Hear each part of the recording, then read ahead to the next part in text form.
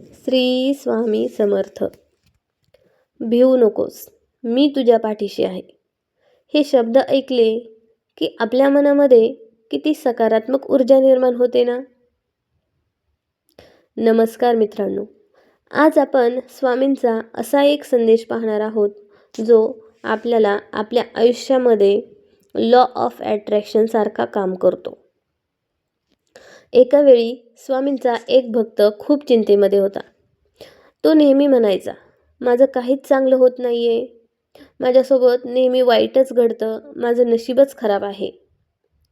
आणि अशा वेळी तो स्वामींकडे गेला आणि स्वामींना म्हणाला, स्वामी, माझ्यासोबत काहीच चांगलं होत नाहीये, माझं नशीबच खराब आहे, माझ्यासोबत सतत काही ना काही वाईटच घडत असतं, माझ्या आयुष्यामध्ये काहीच चांगलं नाहीये.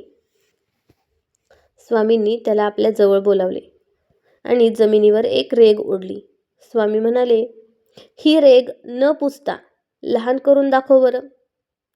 तो भक्त गोंधळला.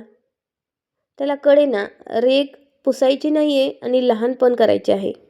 कसे करावे? त्याला गोंधळलेला पाहून स्वामींनी त्या रेघेच्या बाजूला एक मोठी रेघ ओढली आणि ते पाहताच आपोआपच पहिली रेघ लहान झाली.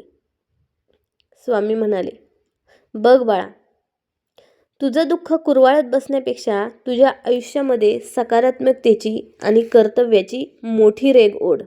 मग बघ, तुझं दुःख आपोआप लहान होईल.